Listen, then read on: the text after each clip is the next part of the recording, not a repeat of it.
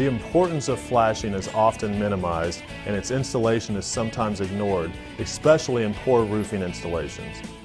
Flashing is used to seal and protect joints in a building from water penetration by directing the flow of water away from these otherwise vulnerable areas. For flashing to function properly, it is important that it is installed correctly.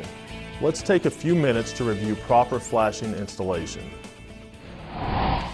When the roof planes butt against vertical walls or chimneys, metal flashing must be placed over the end of each course. This procedure is called step flashing. In this situation, step flashing performs better than solid continuous flashing because it ensures a waterproof seal at these critical areas. Overall, step flashing is the most time-tested and proven way to flash a roof-to-wall transition. The metal flashing strips used for step flashing are rectangular, typically 10 inches wide and 2 inches longer than the exposed area of the roof shingle. For a typical 5-inch shingle exposure, use a 10-inch by 7-inch piece of flashing. GAF has several shingles that are much wider than standard shingles. Some of these shingles measure 17 inches wide by 40 inches long. The non-exposed area on these shingles is typically 9.5 inches wide.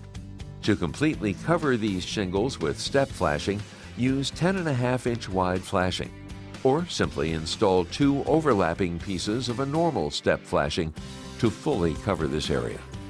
Many times it can be very difficult to install new metal step flashing on a home where there is painted siding in place or masonry siding. GAF recommends to only reuse existing step flashing if it is in like-new condition. Like-new means that it is not buckled, rusted, bent, cracked, or broken. In all cases, it is best, if possible, to install new step flashing.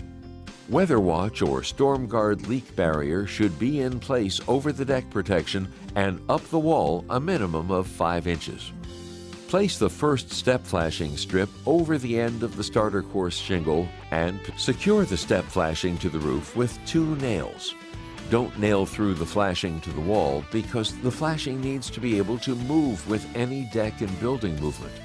Next, apply the first course of shingles up to the wall and position the second flashing strip over the shingle. The non-exposed area of the shingle in the second course should be completely covered by the step flashing. Continue this process to the top of the roofing area. When applying shingles around all vent stacks, apply a piece of weather watch or storm guard approximately 2 times the size of the flange onto the deck protectors under the shingles. Trim the shingle to fit and check shingle alignment. Apply asphalt cement under the shingles around the vent stacks. Set the shingles into the cement. For more information or to watch more in-depth videos on what you just saw, visit GAF.com.